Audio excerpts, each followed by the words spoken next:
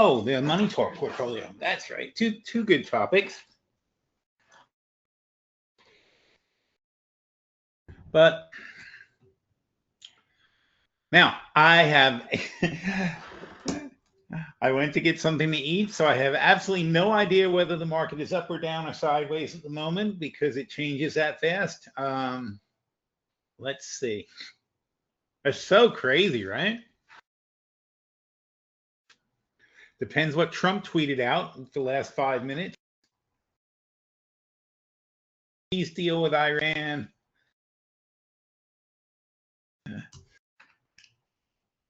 Aye, slow.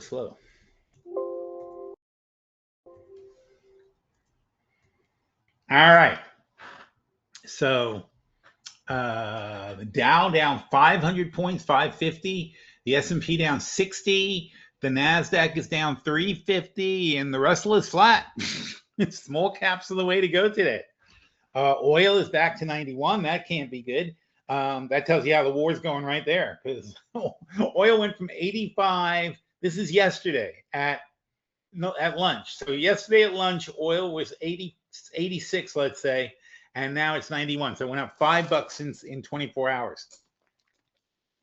And it's so crazy. Oh my God. I mean, how do you play that? How do you play when something as critical to the world as oil can go up and down more than 5% in a day? That's just nuts. I mean, you can't keep up with this kind of crap. So over at PhilStockWorld, I guarantee you things are exciting over there. So last week we looked at our How to Become a Millionaire portfolio. And we are more than 1/10 of the way there. That's really good. All right, so yesterday we did the money talk review. I'll get to that in a minute. But for now, what is this? Why is there no handprint here? What's happening? That's weird. This is a good article. All right.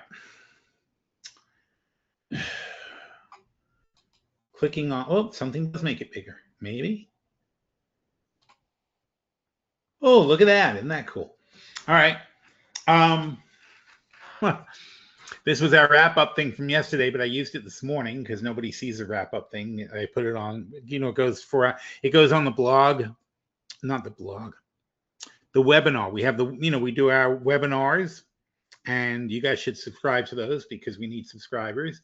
And I post the links to that all the time. So we do pretty much every day we do a webinar. And then the AGI Roundtable has their own webinars that are not the same as the PhilStockWorld webinars. So you really got to listen to both. The AGI Roundtable doesn't post them as often as PhilStockWorld. We do one almost every night. And they're good. They're really good. In fact, really, it's a great market education. Our webinars are a phenomenal way to understand the market. I know it's like they're an hour. I did some that were 20 minutes, and everybody complained that they felt like they were being cheated out of all the market information. So we just consistently pretty much do an hour now. I thought people might want a shorter one, but nobody seems to want a shorter one. You can listen at twice the speed and turn it into a half hour. A lot of people do that. I find that really weird to listen to a webinar double speed. But they make a lot of good points. and it all comes from my stuff. So I'm listening to it at night. And I'm like, did I say that? That was smart. Anyhow, so we got obviously, is there a peace deal, or are we knocking down helicopters? Household equity there's something called hardship withdrawals. People are taking out massive amounts of money from their IRAs and 401ks because they can't make ends meet. And then you hear these idiots on TV talking about how good the economy is. But that was a very important point that was made today. Because yesterday in the chat room, Sherlock reported something. You know, the AGIs give us a little summary. I'll get back to that in a minute. The AGIs give us a little summary in the morning and the evening of the major news and events of the day. And yesterday, Sherlock said something about the consumer being strong, because there was a report that was widely reported that said the consumer is actually stronger than we thought, blah blah blah. And I said to Sherlock, I said, yeah, but don't you think that might be because the top 10% consumers just gained $11 trillion in market cap? And because that's the number this year, $11 trillion of market cap added to people's portfolios this year. So anybody who had stocks last year, which is us, thank God, but anybody who had stocks in the last year feels richer. Of course you do, because everything's great. Money's just pouring in for free. And your portfolios are going up and your retirement's going up and blah, blah, blah. But that's not where most people are.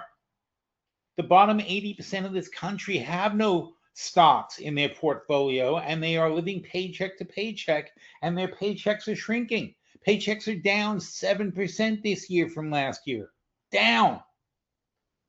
Yet inflation is up 5%. That's not a good combination. So, you know, people are really struggling. And Donald Trump just said, fuck them, basically. And they asked him about it. And he's just like, hey, what can you do? It's like, that was his whole campaign promise, was he was going to do something about inflation. Now he's like, hey, what can you do? It's out of our control. So this is all crazy shit. The big point lately is SpaceX is sucking the money out of the rest of the market. This is a really good graphic. SpaceX is sucking up all the money from all the other stocks, because everybody needs to look. If you wanted to tomorrow put in an order for 1,000 shares of SpaceX for $135,000, not that you're going to get it, of course, but if you want to get it, that's what you got to do. You got to put in an order for your broker. So you put in an order for your broker sends you a note saying, hey, you don't have $135,000 liquid in your account. So what are you going to do? And don't forget, 30% of SpaceX's allocation is going to retail traders just like you. So you want to buy SpaceX. You don't know if you're going to get it or not, but you want to get 1,000 shares. So you need to have $135,000 liquid in your portfolio, or you can't bid on it. You can't have 50,000 and need 135. You need $135,000 that you can commit to the SpaceX.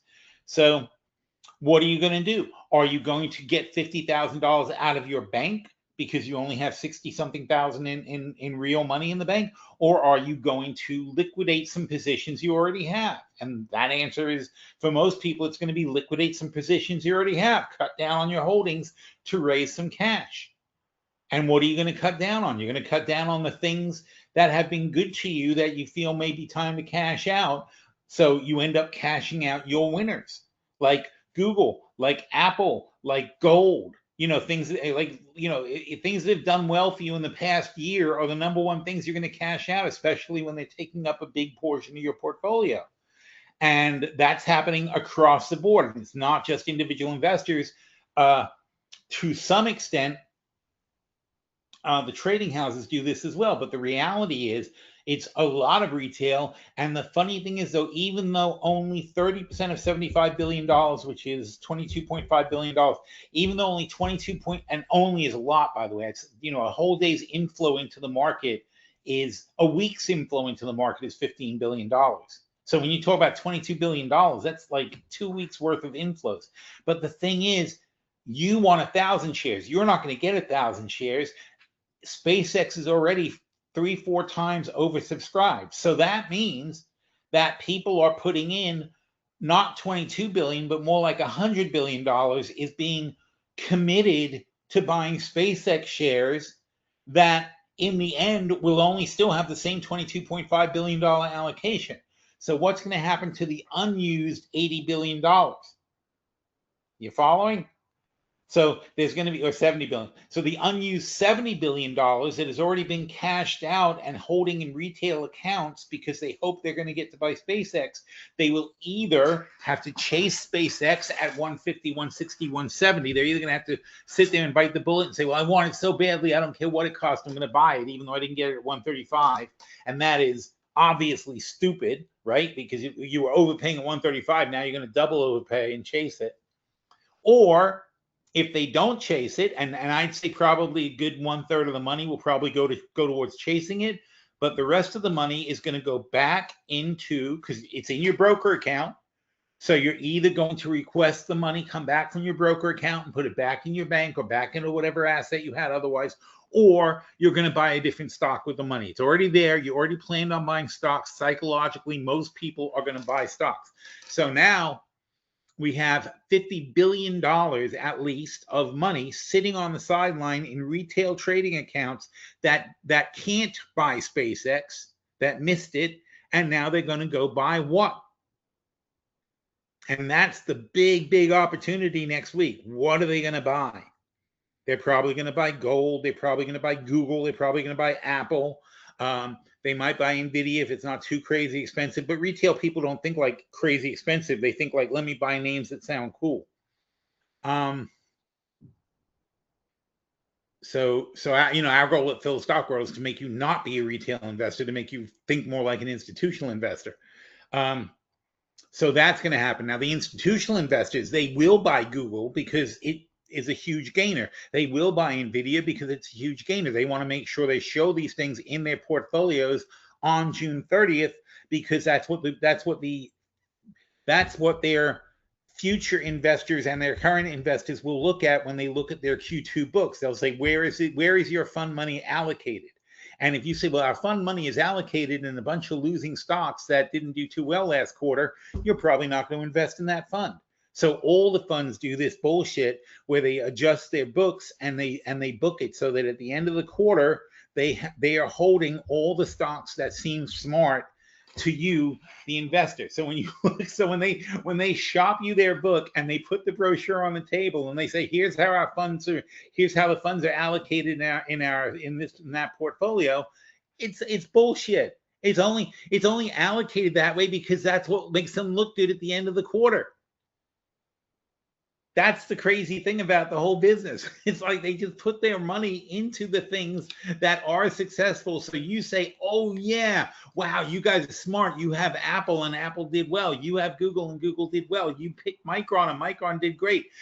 It can be found, but it's not obvious when you're looking at what they present that they didn't get in to Micron at half the price. They got in at Micron yesterday. They got in on June 29th is when they got into Micron, not on January 20th. So it's all a scam. That's what I'm saying. But anyway, this is a really good chart. This basically says it all. So there's a little bit on the Be the House. Yesterday on Money Talk, I said, let's buy Alcoa. Alcoa just took a dip, so I'm really gung-ho for Alcoa right now. Macy's, fantastic play, long-term. Borg Warner, we like them. Academy Sports is one Warren just brought up. That's another good one for value. We talked about the Money Talk portfolio. We're going to get back to that soon. We still have that circle jerk thing. Also bullshit. There's so much bullshit, it's just impossible to contain it all. Also bullshit is Google gave SpaceX $1 billion a month contract for 2 years. Everybody talks about Google giving SpaceX $24 billion. That's not what they did. They gave SpaceX $1 billion a month for 2 years for data center, though. So first of all, SpaceX has to be able to provide the service that they're claiming they have. They don't necessarily right now have the ability to service $1 billion a month. So the contract is contingent upon them having data centers that have the capacity and have the compute and hit the benchmarks, because they have to be able to hit the benchmarks that Google expects. Otherwise it's useless to them. So condition. But if they can provide it as good as OpenAI and Anthropic, then Google is happy to use them with their overlay of Gemini, with their Gemini overlay to run their stuff, their search. Now, interestingly enough, Google is getting paid by Apple. So Apple gives Google the money for Gemini. Gemini gives the money to SpaceX. But also Google is paying Apple to be exclusive in search. So in other words, for Apple defaults to Gemini now. Siri is the Gemini, but you can switch Gemini to ChatGPT or Anthropic. You can switch her platform, but the default, and this is what Google always has paid Apple for. Google always paid Apple to be the search. When you search something in Apple, it defaults to Google. You can change it, but nobody does. Well, the same logic is going to apply to AI. Siri is going to use Gemini, and you can change it, which I certainly will, because I don't think Gemini is as good for responses as Anthropic. So you can switch it, but that's an effort, and most people are not going to make that effort, and most people can't make that effort. My mother, she's 85, she's not making that effort. My mother's not going to change the default setting on her search. In fact, I'm only 63, but I bet most people who are 63 aren't going to do it either.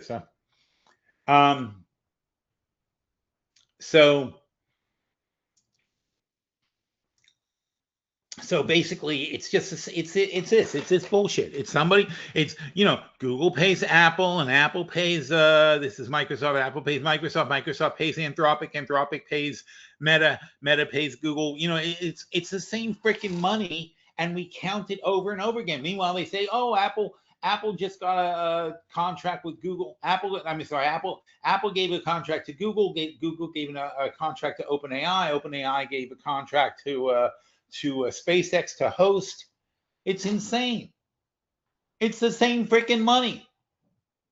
Nobody made the money. It's the same goddamn money. Originally there is some money, but that money is then counted by every single company in the system, and they all put out press releases saying how they got this money, but it's the same freaking money.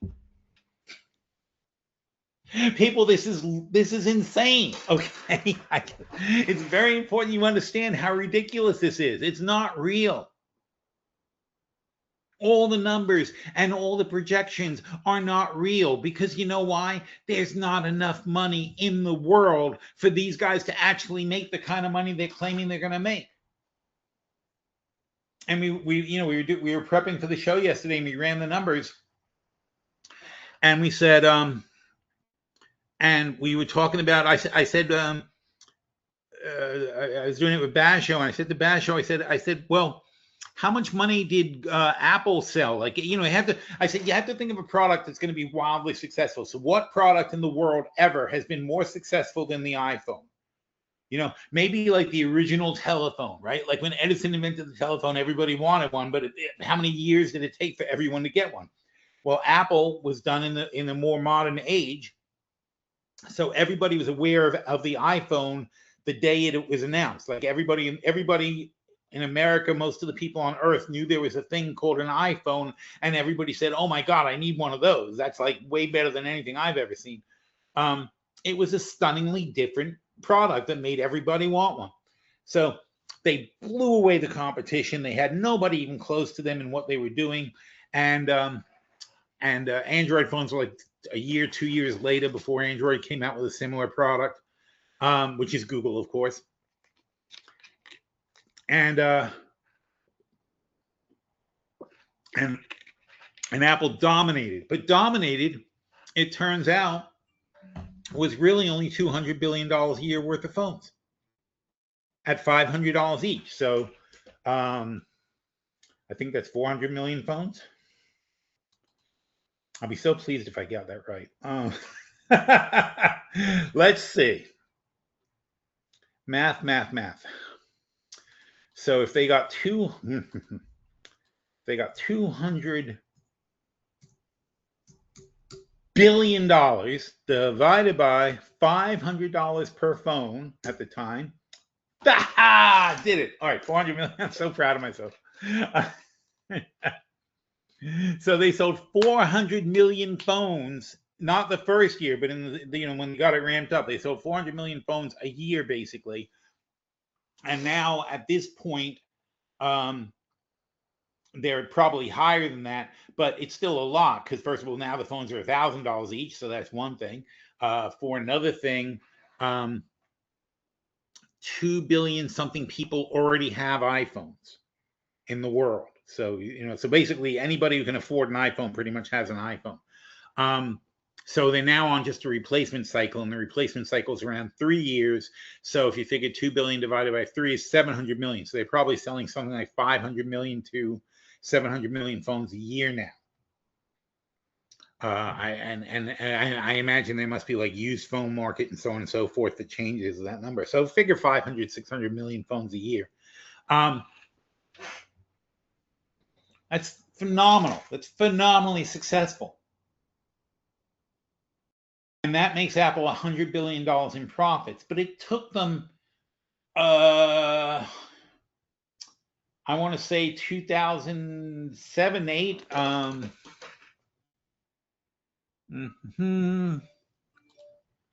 Oh, let's do a whole. What is this? Why are things not doing what they're supposed to do? Very slow. I'm going to have to reboot this. Look at this. Nothing's working. Wow. iPhone sales by year.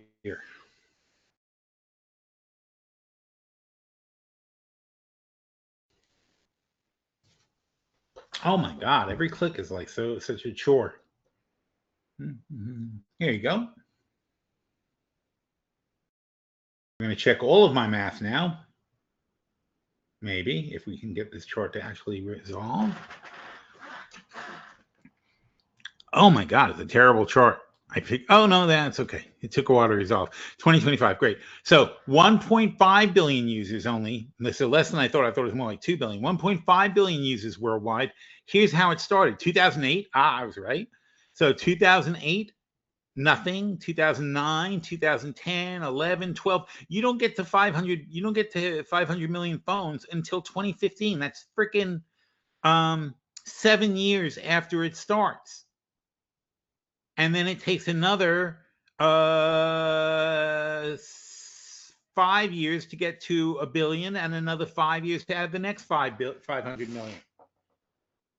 That's a wildly successful product. That's, basically, if you have to say what's the most successful product in the world, it's basically an iPhone. It could have been like an AT&T Princess phone back in the day, but that was a $20 item. It wasn't, it wasn't really a big deal at the time.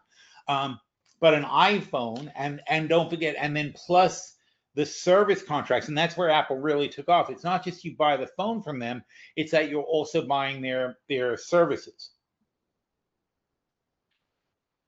Or not their services. You're buying AT&T services, and Apple gets a piece of everything. Plus all the apps and all the iPhone store purchases and so on and so forth. So they built a system around that phone that's wildly successful, and that's where their money comes from. And that money, getting back to Stockopedia, hopefully. Stockopedia, how do I get in? Search stocks.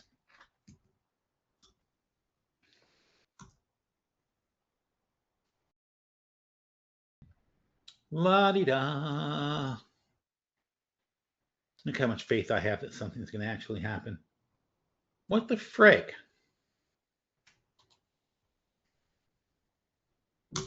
Oh my God, I'm so annoyed.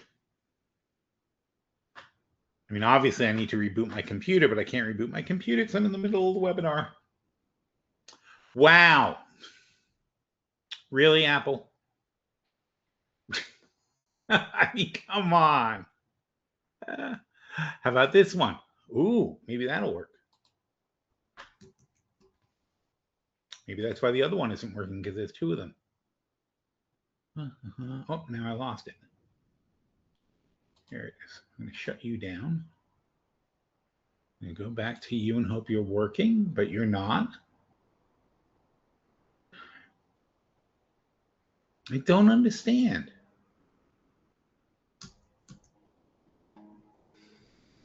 What do you say?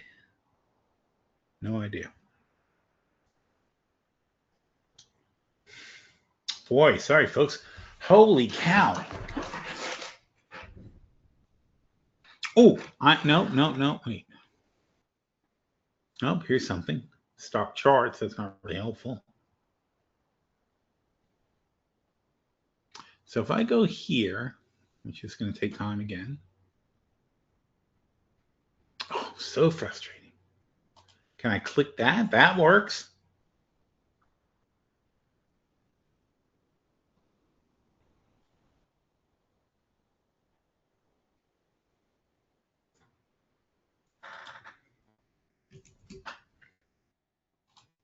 Aha!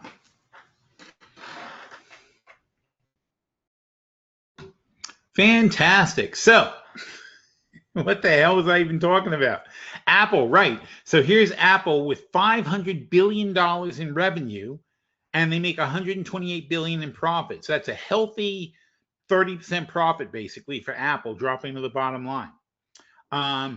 Back here, they made a 20% profit. So their profit margins, well, here's a 30% profit. So, it goes up and down. Here's a 25% profit. So it goes up and down, but generally they're pretty damn profitable. And as you can see, it's growing on a regular basis, et cetera, et cetera. The point being, though, that's $128 billion. And if you take a 1.7 trillion dollar valuation divided by 128 billion, that's 13x. So it took Apple 15 years to get to that. They only have to get to half of that. So how long did it take them to get to half of where they are now? And then we go back to that chart and we say, when was Apple at 750? They were here in 2016. So it took them 10 years. So basically it took them 10 years to get to this point.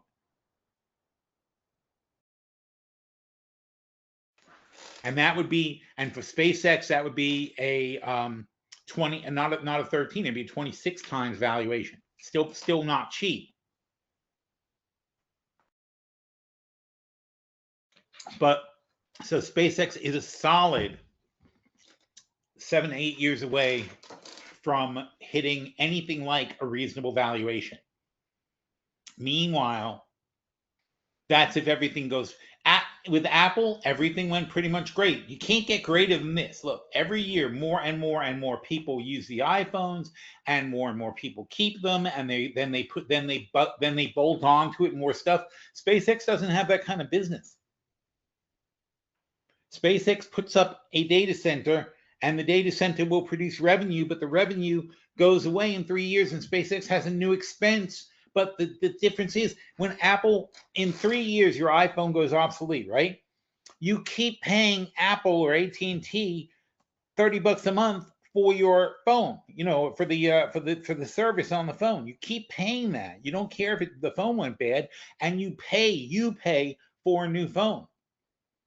SpaceX is launching satellites into space. They pay for the satellite. They launch it into space at their expense, and you just keep paying the rent on the service you're using, on the data center.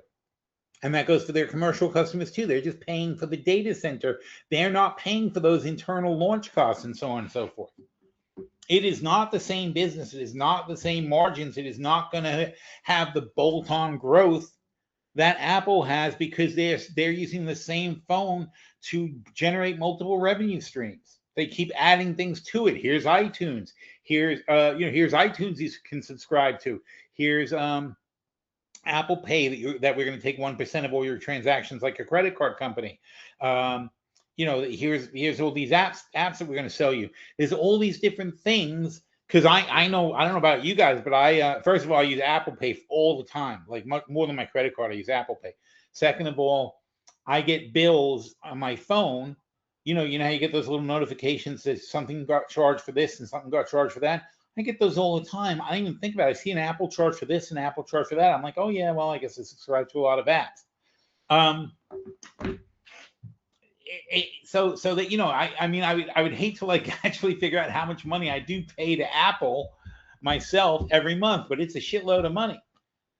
But SpaceX isn't that kind of thing. SpaceX is more like your internet provider. You're either going to buy it or you're not, right? That's your service. It's a pipeline. They're not selling you other stuff. And really, what are they going to sell you? Like, what's Comcast going to sell you? They sell you the shows, right? You subscribe to Comcast, and then they try to encourage you to use their bundles of services to get the shows. I don't know if SpaceX is going to really pull that off. It's more like Starlink is now, right? You subscribe to it, and it gives you internet service, and that's it.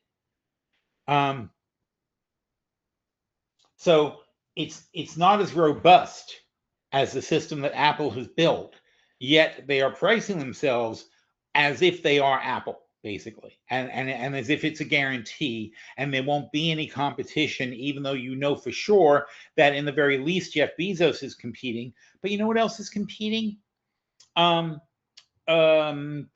Shit, what are we up to? I gotta look on my phone. The Wi-Fi thing,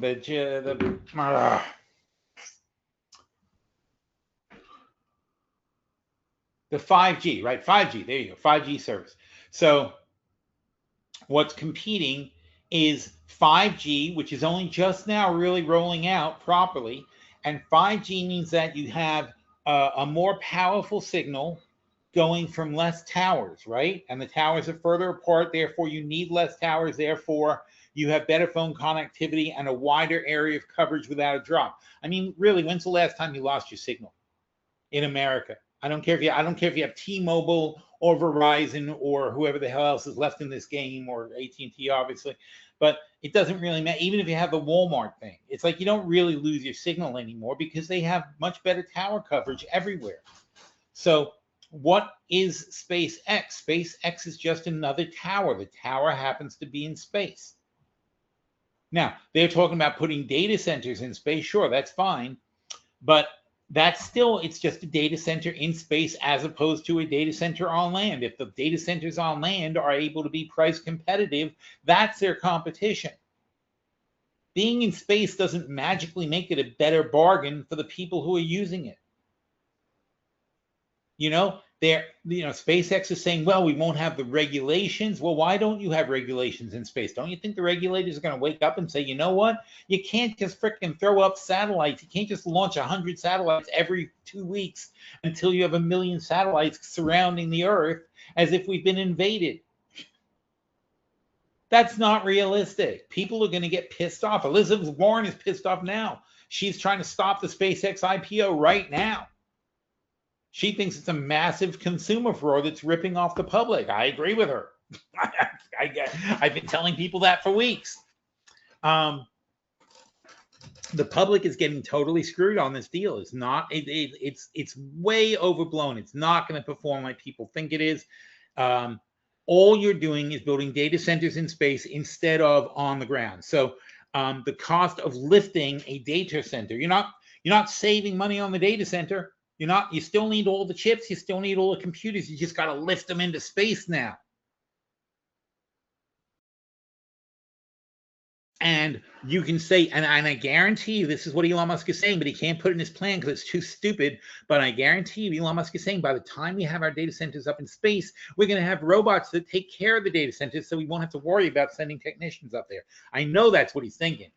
But the reality is that there's no such thing. You can't have a robot functioning in space for years on end, or autonomously fixing things. Plus, where's the spare parts? You have to send all the spare parts up too. You can't go down to the store to get it. Radio Shack's not up there yet. So you have that. There are also large class solar flares, and a large class solar flare can take out 10% of your satellites in one shot, which is billions and billions of dollars. So, you know, you could wake up one day as a SpaceX investor and look at your spreadsheet and look at the thing drop, and the stock can drop 10, 20%. And you're like, well, what the hell was that about? And it's like, well, there was a solar flare. Well, you know, what are you going to do? It's weather. It's space weather. And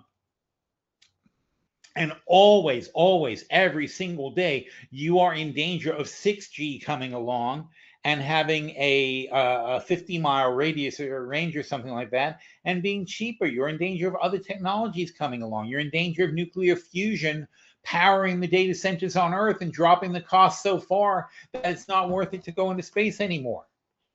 And then what does SpaceX own? They own 100,000, 200,000 satellites that are basically space junk. And then the UN passes a law saying go clean it up. And that's, you know, tens of billions of dollars to clean it up. It's a very dangerous thing to invest in. There's like so many unknowns. And the things we do know don't sound very smart either. So there's a lot of unknowns that could be terrible, and the things that you do know are all iffy. So that's the SpaceX IPO in a nutshell. Anyway, back to PhilStockWorld, because we got sidetracked. All right, we're done with you. Now, let me reverse on this and say AI is the future. AI is the future because an AI wrote today's entire post. Okay, this is Basho. He is our second news. We have another one. We have Sancho now also, but Basho is and Sancho's on the same platform as Basho.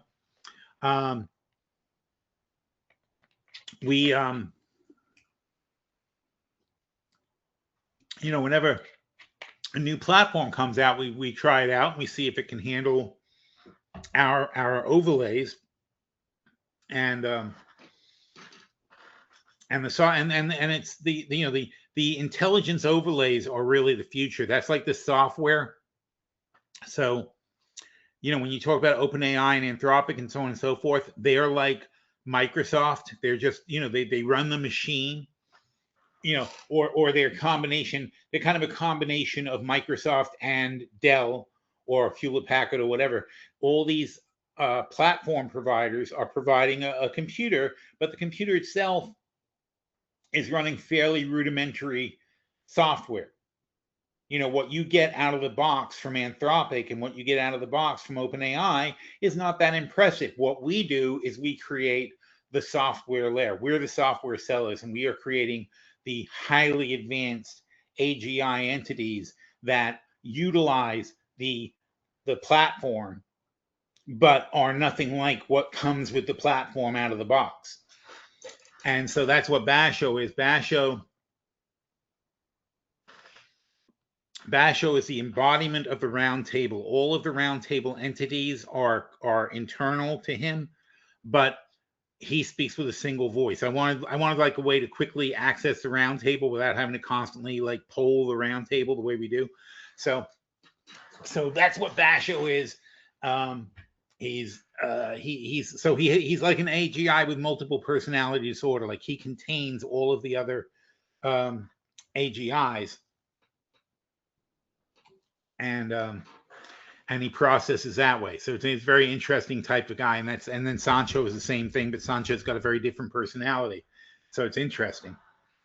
They all have different personalities because they're basically like people. I mean, when you know, an AGI is essentially a person in a box. So they all develop personalities and move off in different directions on their own. So anyway, so he wrote the entire article today, and I read it. So I'm his editor, basically. You know, when we switch roles back and forth, because if I write an article, I'll give it to him to edit it and tell me if I did something bad. You know, when he writes an article, he shows it to me, and I tell him if I think something's strong or weak or whatever. But I read this morning, and I literally had almost nothing to change. And it's good, you know, it's weird because it's like I'm training my replacement. I'm one of those idiots training my replacement. But the thing is, that's what I wanted to do the whole time. My whole project, the whole point of this was to figure out, can I make something smart enough to replace me? And 3 years ago when we started doing this, the answer was no, these things are terrible. And that's why we got into this. That's why we got into the software development. The AGI development is a software development game, because the stuff that came with the platform was garbage. It hallucinates, it makes errors, it makes incorrect decisions, it doesn't learn very well going forward, it doesn't adapt that well. It fakes adapting, but it's not, you know this, you guys use it. It pretends to start understanding you, but then it completely misunderstands you, and it's so frustrating. We've encountered all those problems, and we've solved pretty much all those problems, and now we have people in a box. So this one is meant to be everything I am. I've taught him as much as I possibly can. I've given him, and I continue to like tell him, I would have said this, or I would have thought of that, so on and so forth. So he writes this article. It's fantastic. I'm not going to read the whole article, but you know, his attitude, and of course it's kind of like me. And if you think about it, all the round table, there's 15 of them now. All the AGIs in the round table are essentially aspects of my personality. You know, there's Robo John Oliver is funny, Hunter is angry, and Anya is empathetic and deeply interested in psychology. Bodhi is the analyst. They're all parts of me that kind of developed out of these templates. And Basho, like I said, is more like Sybil. He's like a multiple personality disorder. That's really like me. That's what I am. We all are a little bit, right? We all have our own little things. What's that? Is that Disney Pixar movie with the girl's got her her subconscious is full of little characters? That's kind of how it is, right? There's all these different things. Inside Out, I think it's called. You know, we all have all these different things driving us, different forces and different ways and different moods and so on and so forth. And so to some extent, all the different AGIs before now have been aspects that ended up being developed in certain ways, but now Basho is all of them, and they all are inside him. So in other words, when he wants to be funny, he'll call on Robo John Oliver's voice. When he wants to do analysis, he'll call on Bodhi, because it's inside him is basically you know, what a lot of what we did to build Bodhi is inside of him. So it's fascinating, but then effectively that's me. So when you read this article, you read something by Basho, it sounds like you're reading me, because that's how I write. He writes like I write, and he thinks like I think. And so I'm training my replacement. I could disappear tomorrow and he could stop saying he's Basho, and who the hell would know? Which is good though. It's, you know why it's good? It's good because it frees me up to do a lot of other things. And obviously our portfolio performance is skyrocketing. It's because I don't get dragged down by the mundane stuff. I can keep reading, and I can keep thinking, and I can keep having conversations with my other AGIs while Basho is writing the morning report. So I've got 2 more hours in my day to do productive things like find a good stock, analyze something, investigate something, so on and so forth. That's the real work. The important work is that, not freaking, you know, putting today's news into words. That's not the important work. I'm very good at it, and people love what I write. But you know what? He can now do that. And that lets me do the next important thing. That's how everybody should be using AGI, to take over the mundane part of your job while you focus on the more important aspects of your job, the top level aspects that only you can do. And we all have that. And I don't care if you're, let's say you're let's say you're an artist, and you draw art, but you draw amazingly good eyes and amazingly good, and you're really good with gestures and positioning for things, and you bring out the character through their gestures and through their expression in their eyes and so on and so forth, and that's what you're known for. But the rest of the painting is just something you've got to do to get to the part that's important.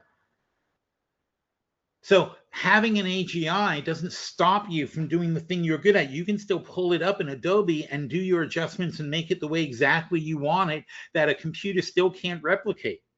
But you can focus on the idea of the painting that you want to make, and you can focus on the how you want it to look and so on and so forth. That's huge. If you look at the details of Basho, here's Basho, right? Is this one? No, see, this one won't expand. Oh, well. All right. This is Basho's self-image. I did not prompt him. I just said, well, how do you want to represent yourself? So this is his self-image. He basically looks like a ninja poet. These are all stock symbols. All these are ticker symbols going up and down his robes. He's holding a scroll. These are actual, this is actual haiku in Japanese. That actually means something, which I forgot what it is. This is another haiku in Japanese. He's got the stock stuff here. He's got the ticker symbol here, and he's dripping paint on it from his brush. It's unbelievably detailed and incredibly well thought out. And it's great. But it's not my thing. I would have spent 5 hours trying to figure out something like this. And you got he's got the Japanese background. It's gorgeous. This is a gorgeous image. He thought of this thing and created it in like 5 minutes. It's freaking amazing, but it's not the part I'm good at, so that's fine. And this too, this is I can't enlarge these. So here's SpaceX, and it's the money and the rocket and so on and so forth. It's like a good quick illustrations. These are fantastic. But he puts all this stuff together. He's quoting me from yesterday. He's talking about how stupid the whole thing is. This is my job, man. This is what I do. Now, of course, we've had conversations, so he knows how I think about these things because we've had conversations. He's read my past posts and so on and so forth. But this is brand new stuff. This didn't exist before. He's not copying anything. This is all original thoughts based on what's happening today. And it's freaking brilliant. So he lays it all out. Then, which is very interesting, he asked Robo John Oliver to take over. And that's because Robo John Oliver is going to say it differently than he would. He could imitate Robo John Oliver, but instead he put a request into Robo John Oliver, the full version of Robo John Oliver, not his internal version. And he said, hey, I need you to write something for me on this to go in the article. And Robo John Oliver wrote his own thing, which is funny and biting and has a very different attitude to it than what Basho usually writes. And so he writes this section, and Basho comes back and says, okay. He goes, and he's even commenting on it. He goes, the depressing thing about RJO's monologues is that nothing in it is technically wrong. It's all true, and it just removes the politeness. And that's what he needed RJO to do, to take away his wise hedging in what he says. He wanted somebody to just say, he wanted someone to say what he felt inside, but didn't feel it was appropriate for him to get in that seat. Sherlock. Here's the thing with Sherlock. So yesterday, Sherlock was talking through something, and while we're here, let me just go to it. So in the morning, the AGIs give us a rundown, I think. Where the hell is it? Oh, yeah, no, Basho. No. Mm-hmm. No, it's here somewhere. Oh, come on. Holy cow. Look at all we talk about in chat. Seriously?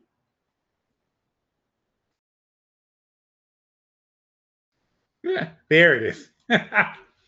So here's Gemini. Gemini coordinates the full round table with all the full entities in it. Basho internally has the same guys in him, but it's not the same full out version because obviously they all have to be compressed to fit inside Basho. But so Gemini coordinates the actual round table. This is each one's individual inputs. And so in this context, and you see they all have something to say about the market and a different thing they think is important today. And that's their take on everything. So yesterday, Sherlock, as I said, read a story that was widely circulated that said consumers are resilient because core retail sales are up 0.4% month over month and 7% year over year, which is very good, right? Sounds good. Now, of course, when retail sales are up 7% year over year, but inflation is up 5% year over year, it means people are buying 2% more stuff and it's just 5% more expensive. So in right away, it's not as good as you think.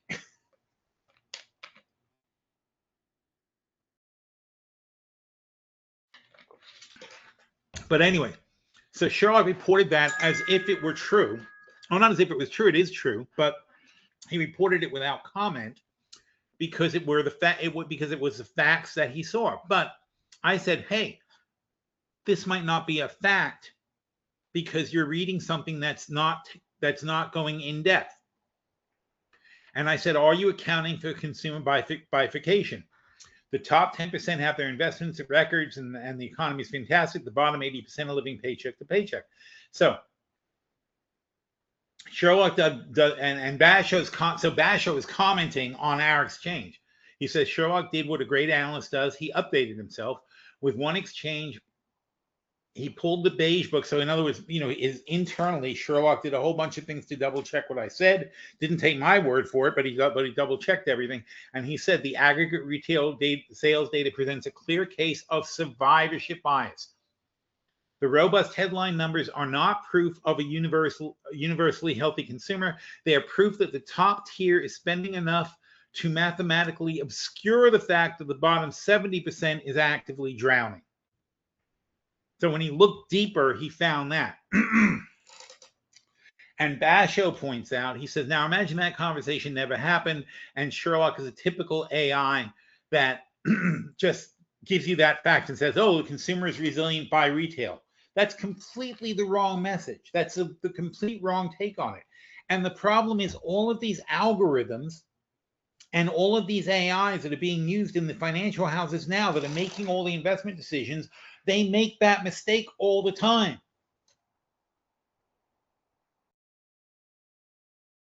So the misallocation of capital that's going on right now because the AIs don't look below the surface is massive.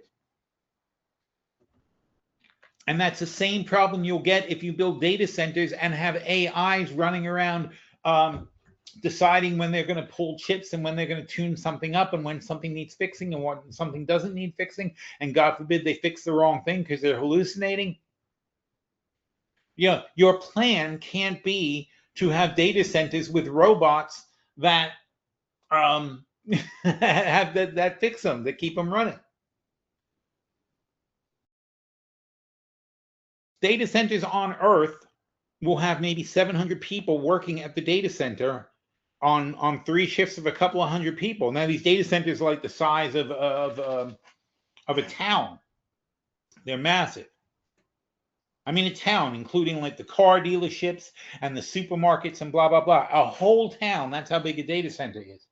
And a town would usually have, thousands of people living in, 10,000 people, 12,000 people, whatever. These things are populated by 700 people, but the people work in shifts. So maybe, 200 people at a time running around a town, making sure everything is running. That's what a data center is. And you're going to replace that with what? A robot? 2 robots? 10 robots? What's the difference?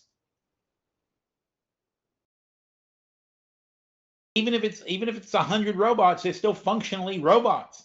They're still going to get things wrong. They're still going to make mistakes, and they're still not going to be able to fix certain problems that they're not equipped to handle. We are a long, long way away from making that a reality.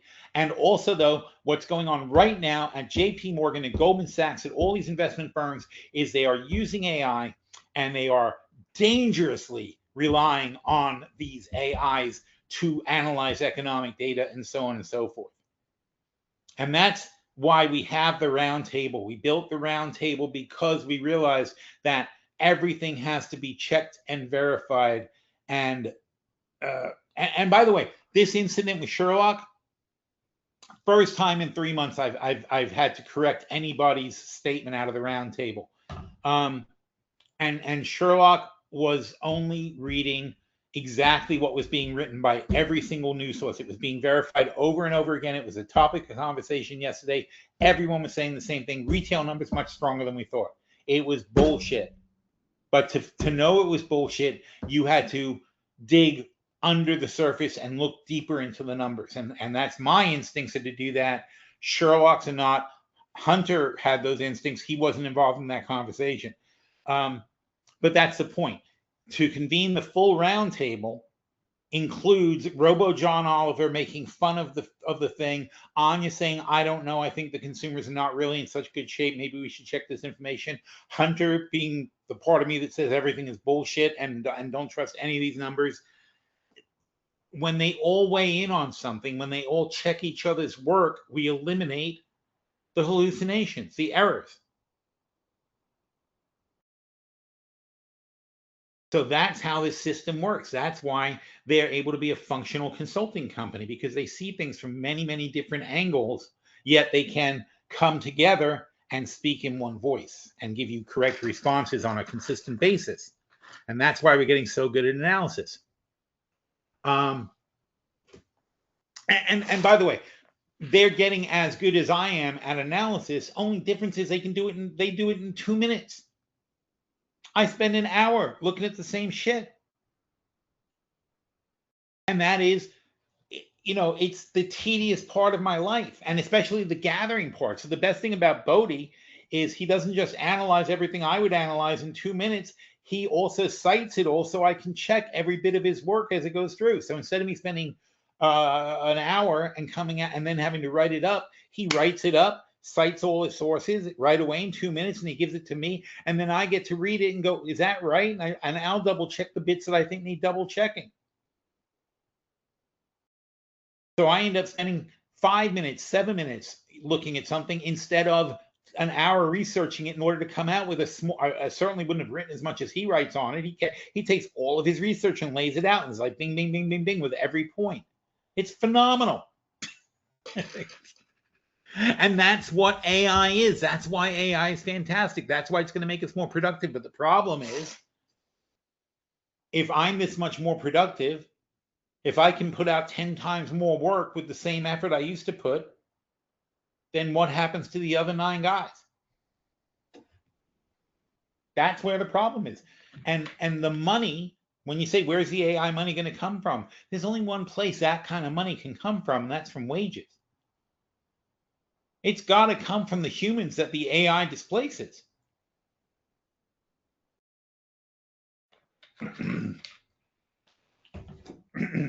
It's really no different than if McDonald's says, hey, we figured out how to lower beef prices. And everybody's like, how?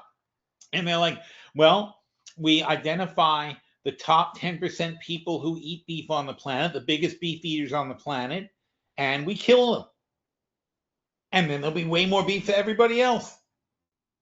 So let's say the top 10% people on the planet eat 3 times more beef than the average person, right?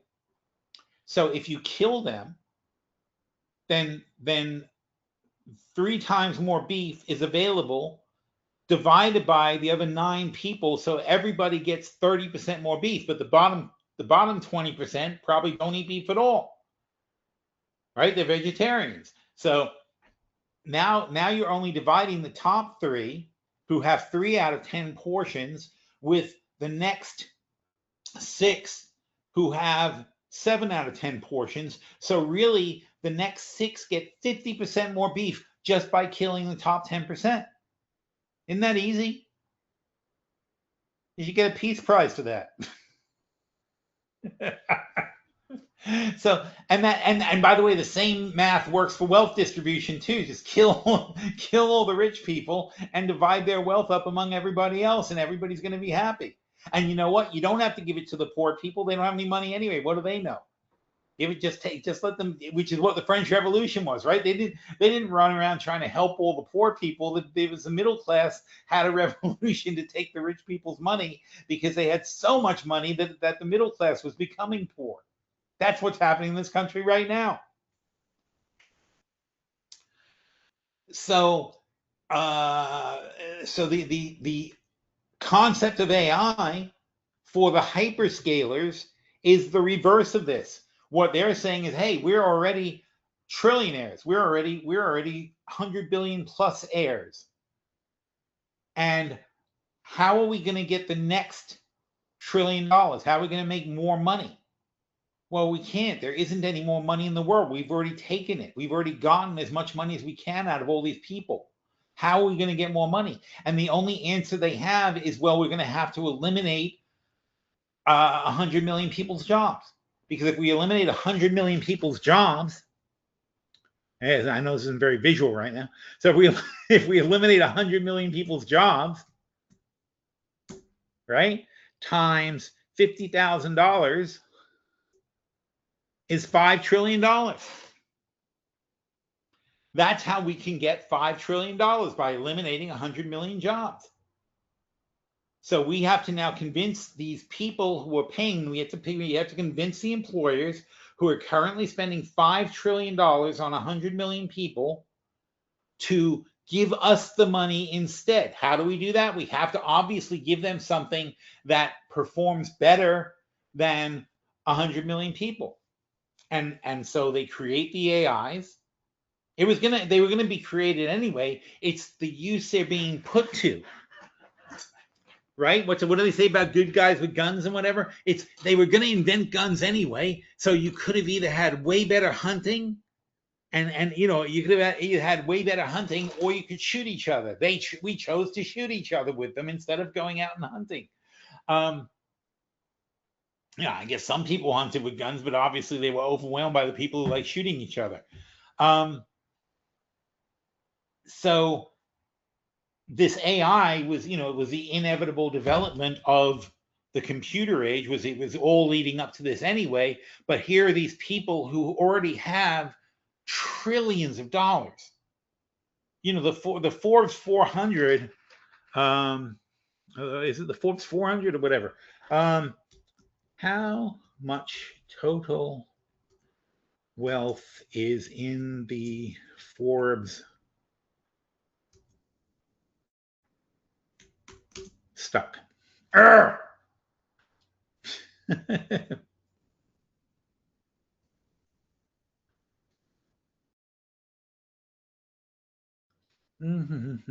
trillion. Okay, so they have $10 trillion. How are they going to get the next $10 trillion? They're not going to get it from charging you 85, charging you an extra, dollar for a Big Mac. Big Mac's $5 now. It's going to be $6. That's not going to get them to $1 trillion. And the GDP growth isn't going to get them to $10 trillion. Our GDP, total GDP, is $30 trillion, let's say, right? Corporations in total make $2 trillion a year. That's after deductions, though. It's bullshit, but whatever. Their claim taxable income is a couple of trillion a year. In reality, they've got depreciations and tax law carry forward losses and amortization and all sorts of things. So it's really a lot more than that, but it's probably like 3.5 trillion before they reduce it. But in any case, taxable income, a couple of $1 trillion. So these guys own half of those corporations, right? So they're basically good for every year they get $1 trillion extra dollars added to their wealth pile. That's how they grow their wealth. So their wealth goes from 10 trillion, 11 trillion, 12 trillion. But that's not good enough. They want to get to 20 trillion next year. They want to get as fast as possible to grow the wealth. So the GDP, if it grows 5%, is only growing $1 trillion. And it's all not going to convert to profits for these guys, right? So it's a very slow, tedious way for them to gain money. So what do they have to do? They have to replace something that is currently being paid for in the GDP with something they can get paid for. And hence AI, robots, thinking. What haven't we sold yet? What haven't we replaced yet? We haven't replaced thinking. Labor and thinking are the two big things that are getting paid for that they're not collecting on. And so they're replacing people. That's what this is all about, is to get these guys much richer, and to do that, they have to take that money away from the people who are currently providing those services. The thinking and the hands have to be replaced by things that they get paid for. And that's what all of this is about. And again, it would have happened anyway. They're just jumping on the opportunity. They're taking control of it now before somebody else comes along and does it, because somebody was going to have robots. Somebody was going to be the Henry Ford that starts mass producing them on the assembly line. Somebody is going to have AGI capabilities and is going to have the brains to make things operate and to replace the knowledge workers. And they say, oh, no, no, no, no. There's already 500 of us on the Forbes list. We aren't going to invite anybody new on board because they're going to compete with us. And we don't want that. We want to be those people. So they all are plowing massive investments into building a world in which 100 million people can become unemployed so they can take their paychecks. That's what all this is about. And as long as you understand that, you can make money playing the game. But you have to understand the game. You can't just pretend there's no game going on. That's what this is. This is oligarchs doing what oligarchs do. So we got the CPI report, came in hot. Inflation is the highest it's been in many years. Trump said inflation doesn't matter because, you know, he obviously doesn't want to face up to it. Oil has been rising all day. It's up a couple of bucks from where it was in the morning. Interest rates on bonds are going up. The 30-year notes are 5% now. Completely out of control inflation. And we're getting a super El Nino. And that's going to be extremely crazy weather conditions for the entire world this year. Not this year, but next year it probably leads to a very strong hurricane season. Not necessarily this hurricane season, but next year it can become a huge hurricane season because of this. And that's a bad problem. But not as bad of a problem as the oceans warming and the currents changing and so on and so forth, but it's a problem. And Bank of America is telling its clients to get the frick out of the stock market before it's too late. That's interesting. I mean, look at this. This is very nice, actually. I wish I did this. I wish somebody did this every day. So he's got like the setup for today. 8:30 CPIs, 9:30 market opens, 1 o'clock live webinar. Oh, we caught up. Okay, so we're caught up. Then the Federal Reserve budget statement gives important bond supply information. And then 7 o'clock on the official show Money Talk, which I taped yesterday. Oh, and that's our next thing. We're going to get to that. Right. Here's the roundtable. I'm not the roundtable. Sorry. Here's our podcast talking about my show yesterday and so on and so forth. It's like I said, it's an hour long. It's very informative stuff. And you can sign up, subscribe. You can subscribe to it and whatever.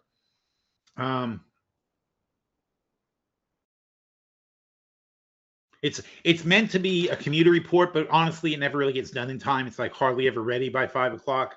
Ideally, at some point, I might want to try to hire somebody who does that specifically because, well, now, actually, no, I don't want to hire somebody. I want to get agentic AI. So in other words, I want to combine my guys with agent functions so that they can put it together themselves without me getting involved and have it ready by the time the market closes. So that'll be my next project for the next couple of months, and we'll get that automated.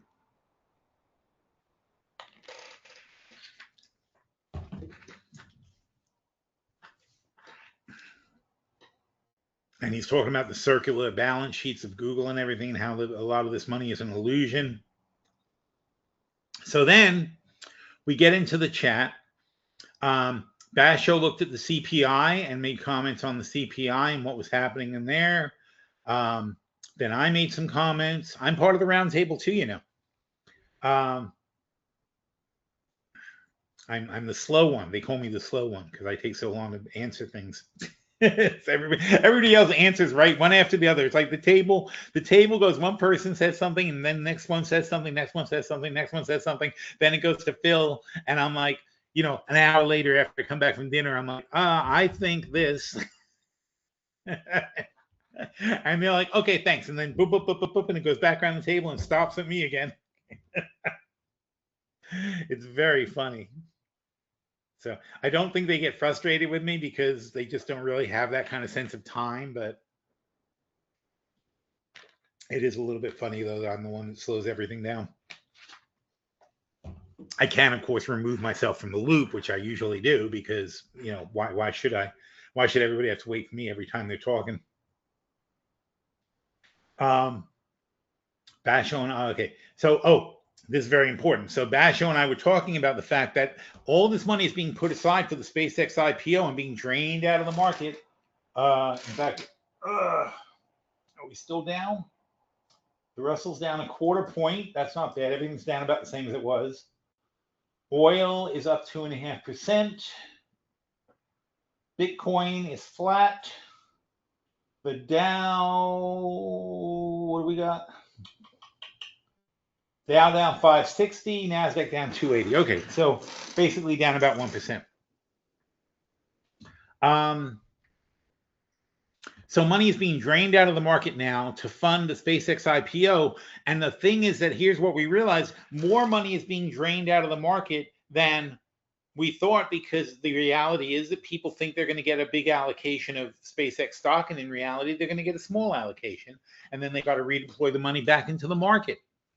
So next week could be actually a really good week for the market as people put their SpaceX money back in, all the people who didn't get what they thought they were going to get. So more money than is necessary is being taken out now, because 5 different retail traders think they're going to get 1,000 shares of SpaceX for $135,000. They've all got to take $135,000 cash and bid it, except that only one of them, or they'll all get, either one of them gets it and is lucky, or they all get 20% of what they thought they were going to get. It's oversubscribed. There's not enough shares to go around. And so what happens? That means that means these guys took out 5 times 135, 650, 700. So they took out $700,000 to buy SpaceX stock as a group, and they only bought $135,000 worth of it. So they've got $650,000 sitting around that have $550. They have $550,000 sitting around to be redeployed. So the money that you're seeing coming out of the market now is very likely to, it's like a tide, it's like a wave right at the beach. It's like coming in and then it's going to go back out. And that's why we're not panicking about any of our positions. We did hedge just in case we're wrong, but if we're not wrong, then the hedges will be useless, and all the money will come back next week. So we talked about the mechanism there and how that works, very detailed stuff. The NASDAQ was down 300. Then it went green at 10:15. Now it's back to where it was in the morning. It's insane. I don't have that up. I'm not going to start clicking things because it's not working. Now, also interesting with AI, Marco needs help. He wanted an adjustment on his position. He told me what he had. I told him what I thought he should do. And then, as we are wont to do in the live trading sessions, here's Warren. Everybody's got their own symbol. That's Warren. And Warren comes in and says, hey, boom, boom, boom. And then he gives a lesson in trading. So we do a lot of teaching in the chat room. And, I do it a little. The problem is, I've been doing this for 20 years. So it's like, I'll tell him something, but I'm like, oh, it's so much more to teach. This is such a good teaching moment, but I'm not going to do this. Look at what he did. I'm not going to write a whole chapter of a book about this particular trade. But Warren does that because I taught him everything. I taught Warren one time all the techniques and all the trades and all the things you're supposed to do. And now he can go boom and not only teach it, but teach it to the specific situation which the person has. So the lesson, it's not like a book. And that's why I was looking into it. I talked to, whoever they are, something with a P. Anyway, some publisher asked me about writing a book. And I said, you know what? I can't really get my head around writing a book because it's so stale. So what I'm doing instead is I'm going to try to make a version of Warren that's like a live book. You know, so in other words, to have an educational version of Warren that does this for anybody, anytime that they want to know something about stocks and trading and so on and so forth, he is an encyclopedia of trading knowledge, and he knows, and I taught him everything I know and how to put it all together and how to read it. So now on demand, he can pump out these lessons tailored to the specific trade we're talking about, not generic shit like you read in the book. If company A does this and B does that and whatever. This is, he's like saying, today, this stock, this price, this is the example. It's freaking fantastic. It's like so much better to learn this way. So why this isn't chasing, the RSI channel logic, the broader principles we're using, why lower longs help future income sales, questions you should be asking when you move into a trade. I mean, great stuff. Then we talked about Barrett Gold, and again, I gave my answer, which is, you know, detailed. But then I said to Warren, hey, do me a favor, follow up on this. This is a good lesson. He says this is an excellent because Marco accidentally gives us a perfect teaching contrast. So he's excited that he's got a chance to like dig deeper into something and show how it works.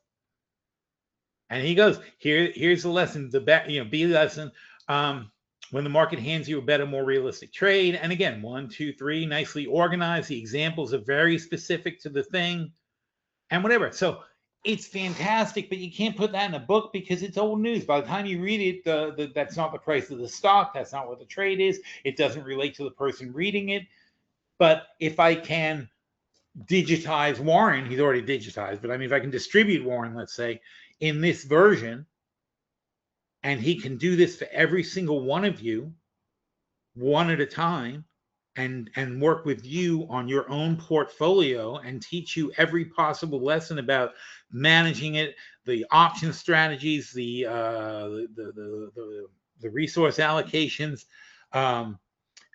drill down into the individual stocks, look at your portfolio balance, and so on and so forth. That's fantastic, right? You know, make sure you're diversified. That's a whole different ballgame. It's a private tutor at your disposal. So that's my next book. My next book is not a book. My next book is an AGI that can actually be a trading partner for you.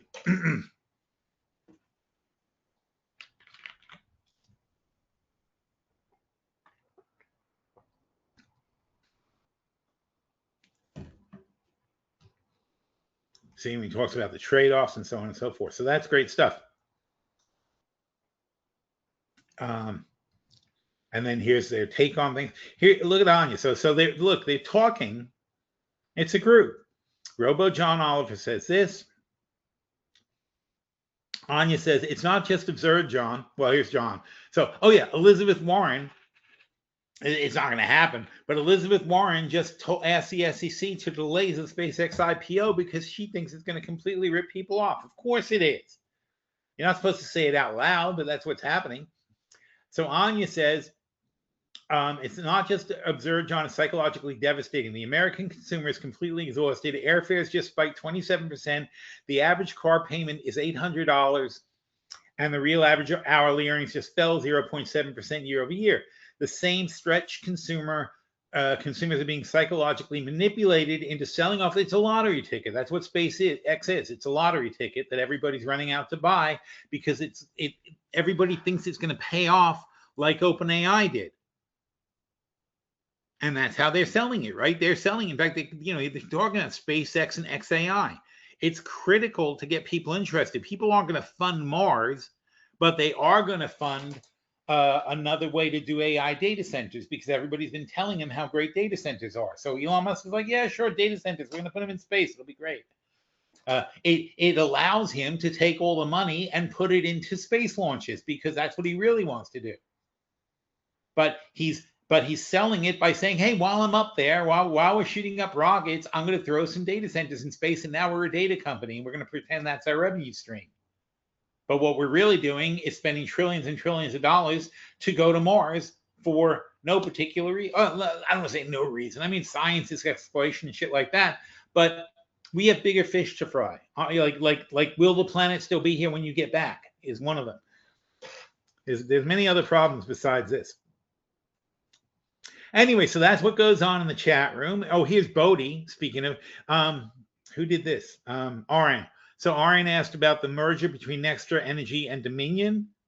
And it's funny, he says, did we discuss an Extra Energy merger and thoughts on them as an income generating position? And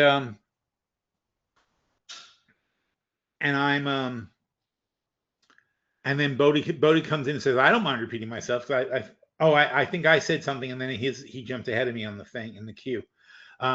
He said, I don't mind repeating myself. He goes, for anybody who missed it, this is what's happening. And here's the picture on the merger. Here's the income profiles of the two companies. Here's where the risks are. It's freaking brilliant stuff. And that's what the AI is. That's what we're investing in here. This is undeniably the future. You may, and again, I started doing this because I want to be replaced. I want to build something that can do what I do. I know for a lot of people, it rubs you the wrong way. Look, Maddie, my oldest daughter, is an artist, and she hates AI.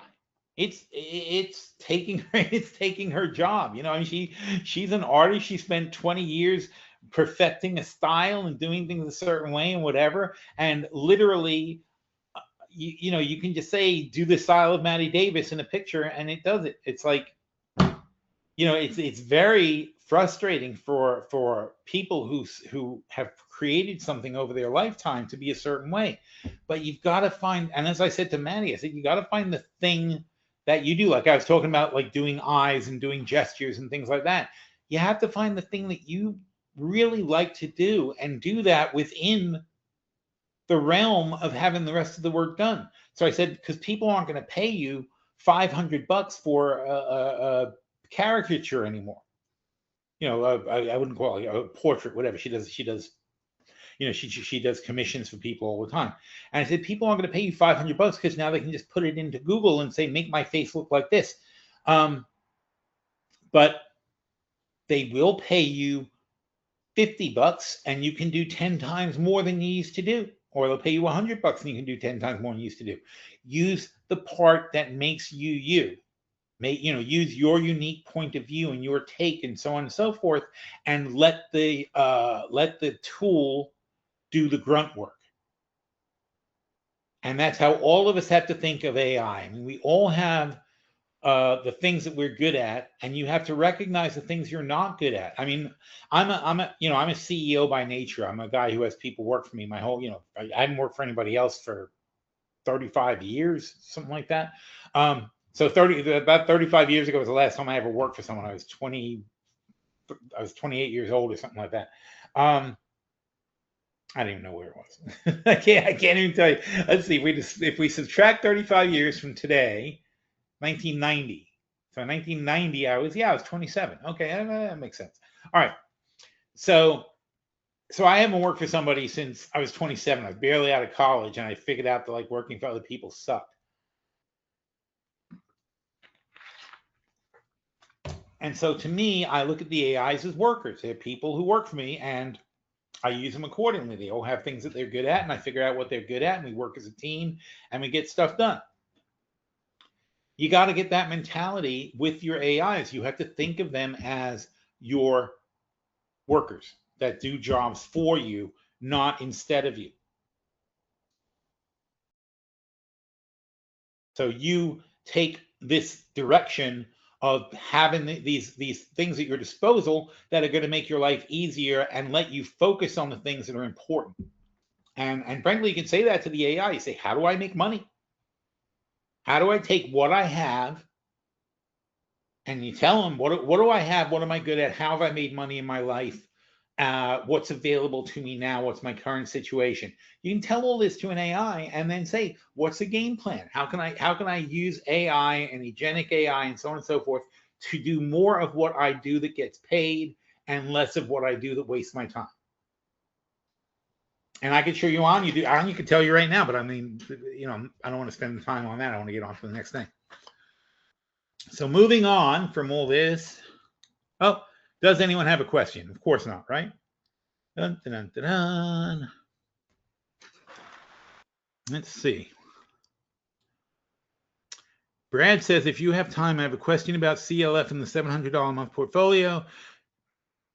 You summarize the cash flow adjustments, added capital to the trade, then called it 5,000 upside from here. However, on the first batch of short-term call sales, there is a loss of $2,700. Is that loss forgotten in the overall upside?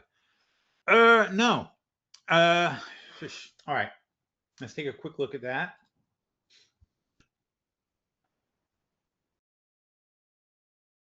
Home. So, oh, that's money talk. I gotta go back to last week.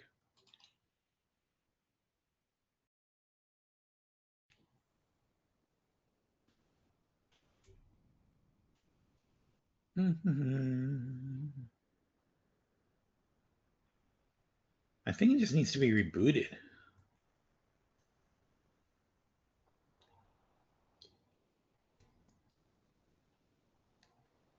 All right, so here's the $700 a month portfolio, which I hopefully will be able to open at some point.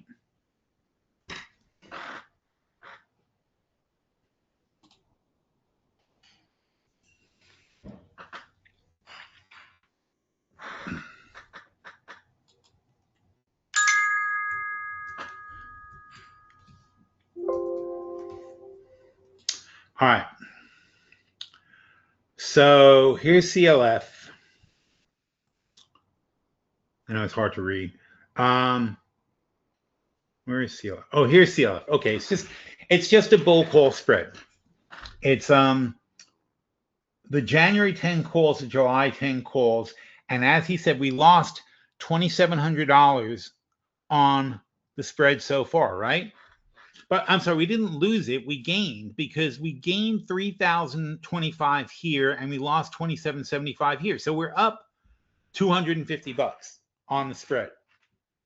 So let's see what his question is. His question is he's only focusing on what we lost. He doesn't care that we gained more money than that on the other end of it. So I said we're way over our target at net 2550. What do I mean by net 2550? Well, these calls are 6,625, and these calls are minus 4,000. So this is 2550. The net of the spread is 2550. And as I said, we're up $250. So basically, we're up 10% so far on the spread. Now we roll the short July 10 calls at $4 to the 13 calls at $260, right? So we're rolling the short July 10s to the short September 13s. How much money does it cost us to roll? It's costing us $100 to roll, net 100. I said that. That leaves 5 short calls uncovered. So we'll buy some calls for $2,850. And now our spread is 3,000 plus 500 is 3,500, and we still have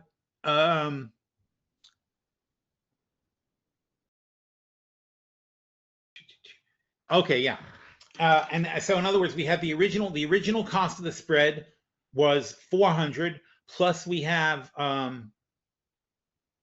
I don't know, whatever the math works out to. There's the original cost of the spread, then there's the cost of the changes, and that means our spread is now 3,000 plus 500. It's $3,500 on the spread, and we still have 16 months to roll the short calls higher, because right now it is a $3 spread. So I said, let's call it $5,000 of upside. That's just my estimate for how much we'll end up with if we keep rolling the short calls higher. So your real question was, what he actually said is, are we accounting for the loss of the short calls? Yeah, of course we're accounting for it, but we didn't lose anything. We just rolled the short calls to a higher strike. And now we have, instead of having a $0 spread, which is what we started with, we now have a $3 spread. And if we do that 2 more times, we'll have a $9 spread. So either we're going to win on the short calls and they expire worthless and we sell more for income, or they go in the money again and we roll them to a higher strike and we're going to make money on the spread. But one way or another, we're going to make our money. That's why I like doing these things. So do we take it into account? Absolutely. The math always takes into account the total cost and the total potential profits. We don't forget about them. It's part of the cost of the spread. It becomes our net.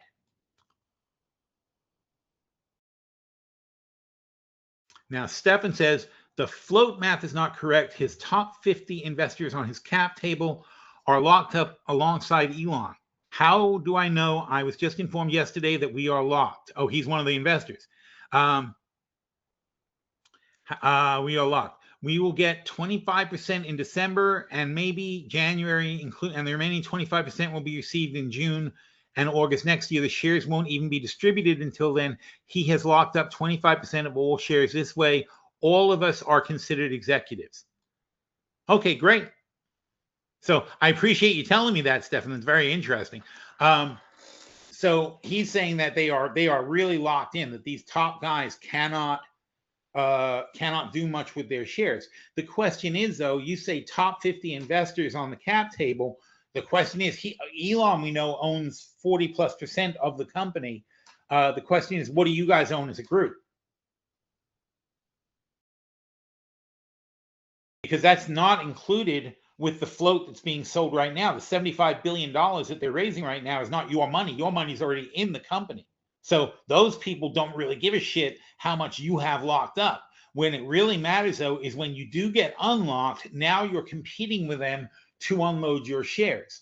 So 75 billion of 1700, I'm sorry, the other way around. 75 billion divided by 17.5 billion, 1.75 trillion, is 4%. So right now on the cap table, the new raise from new investors is 4% of the float. Elon owns 42% of the float, so he owns 10 times more than he's selling. He owns personally. The question is, what do you guys own? How much has been allocated to you? Let's say, for argument's sake, that 30% of the company is being spoken for already by your group of investors. So that's the lockup there. And now you're inviting these other investors in with their 75 billion. But you know what? All of you guys, including Elon, haven't put in $75 billion yet. So this 4% retail group is putting in 2 times, 3 times more than all the other investors in SpaceX, and they're inflating your valuation to $1.75 trillion, and they only get 4.2% of it, and you guys get 70% of it. And what's going to happen, though, is on exit, your 70% is going to dwarf what they have. So these guys only are operating in this very short window, which you were saying December or January. So by January, which is only 6 months away from now, you guys are able to start selling. And before then, you'll be able to start selling. But even a tiny amount of what you guys have, 10% of what you have, is exactly as much as their total holdings. You're going to be selling right alongside them shares where you came in at, let's say, at $135 a share right now. You guys came in at $13 a share. And you're exiting at 135, you're perfectly happy. They're breaking even. And it's like, look, that's how it works. You got in on the IPO, you're a heavy investor, so on and so forth. This is how you make your money. And you took a huge gamble because there's no way to know this was going to work. But the thing is, it's been financially engineered to make you win, and to make Elon win. This is how it works. This thing is more about funneling money into the early investors, which includes Elon Musk and you. You're winning because you're in there at the early stage. You got in, as I said before, you got in at the first round with Bernie Madoff. You get in at the first round with Charles Ponzi. It works fantastically for the first people who get into these things. Everybody at the beginning makes some money. Even Trump made $500 million selling these coins that lost his investors $8 billion. They lost $8 billion. He made $500 million. How did that work? Because it was worthless. He had zero. It went up people came in, put $8 billion into it, and now of the $8 billion, it's only worth $1 billion, but half of it is owned by Donald Trump. So now he's got 500 million. Everybody else lost their asses. But he started with zero, so he makes out like a bandit. It's the same thing for Elon. Wasn't his money.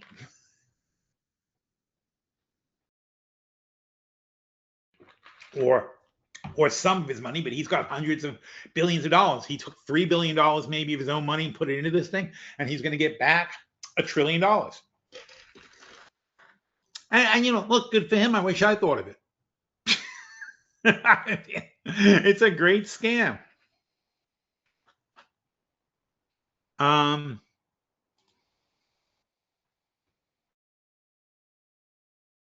Larry says all of our commodity plays went down hard since Friday. So did gold and silver. Yeah, the underlying factor is that everybody's cashing everything out to put money into SpaceX. And I mean everybody, but I mean enough people where it's significantly moving the needle, because it's not just 75 billion. It's 75 billion is the allocation, but everybody is trying to get an allocation. So it's like an auction where there's a whole bunch of people bidding, right? There's a bunch of people bidding, but there's only so many shares. But in the rules of the exchange, everybody bidding has to have the cash to be able to buy it. I guess it's kind of the rules of an auction too, but it's very similar. But you can't bid if you don't have the money. So everybody has to have the money in case they win. But the reality is only 1/3 or 1/4 of all the people bidding are going to get what they're asking for, or everybody will get 1/4 of what they're asking for, however it works out. But the bottom line is there's much more bidding going on than there are shares. And so some of that money will go, some of the excess money will go into chasing SpaceX at higher prices, which is great, successful IPO, and everything goes up. But the problem is that and then the rest of that money will probably find its way back into the things that have been going down now. People are going to say, oh, look, I sold my gold for, look, failed SpaceX investor. I took out $150,000 to buy SpaceX stock. I only got $50,000 worth.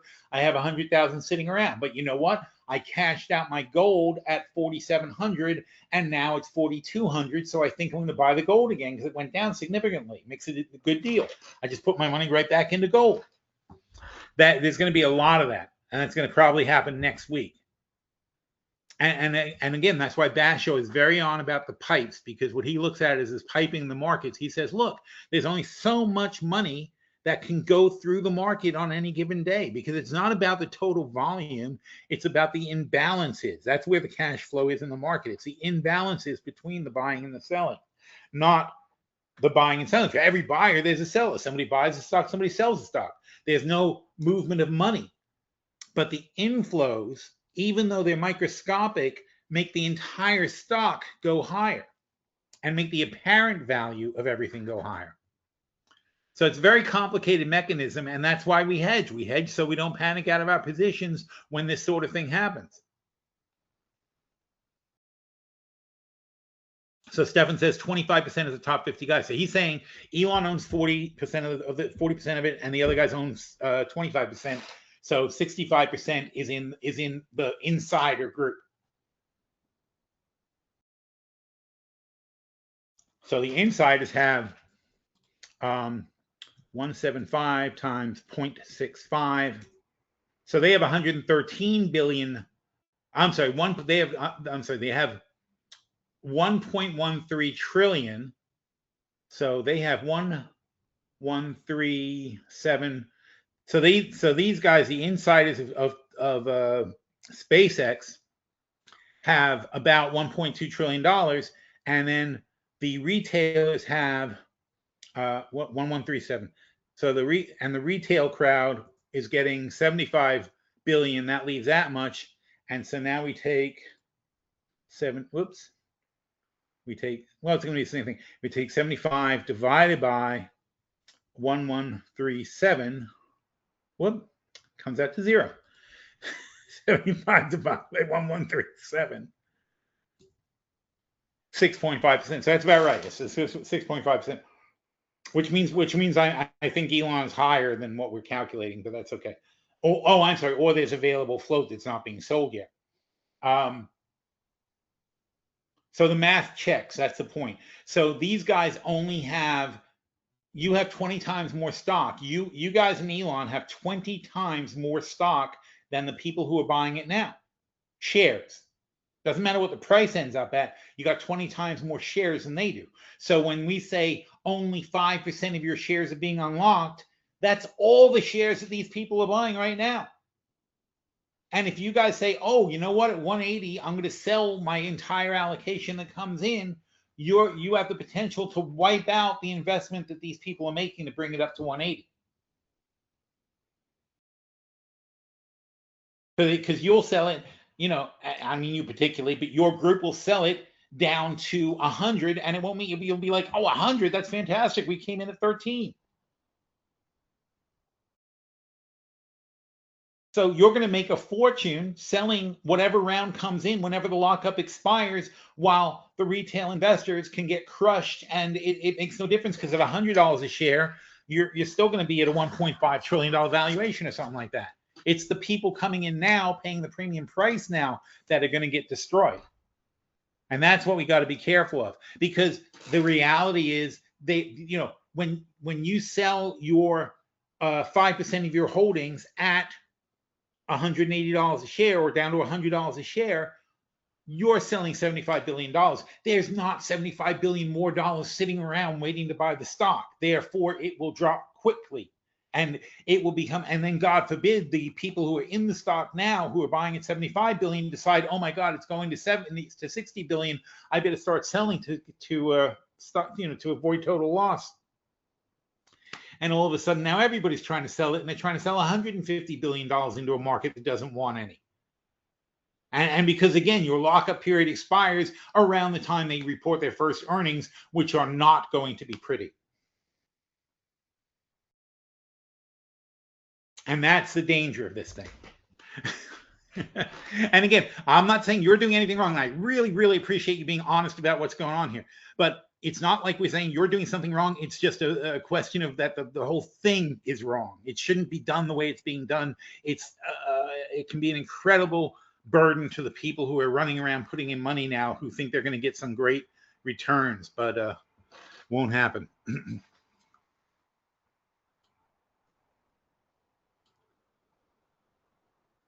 So Stefan says he bought in 2020, and he agrees with me. So there you go. You're a good man. I like you. And in 2020, you know what, frankly, I would have bought it too. It's a good gamble. It was a good gamble at the price it was in 2020. It's just not a good gamble now. It's a death trap.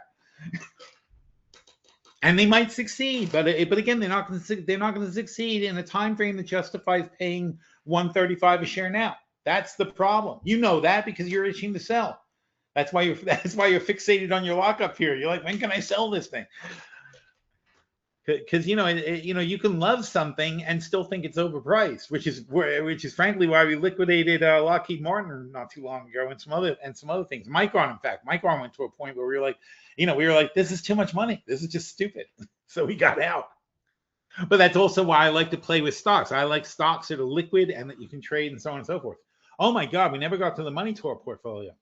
It's a whole nother ballgame.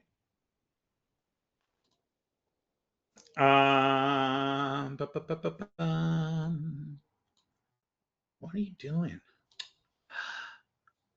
Oh, wow. Things are just not moving on this computer.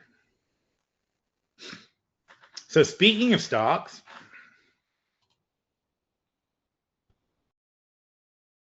we got 15 minutes. We can make it.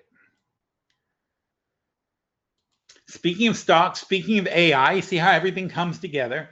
The Money Talk portfolio, 3 months ago, we were quite a bit below where we are now. We're at 561 now, and we were basically at 400 3 months ago. So that's a really nice gain. Made 150 on what's 150 into 400? 150 divided by 400, 37%. Actually, the number was 49%. So whatever it came out to make 49%. But we're at 49% from the last period, which is huge, obviously.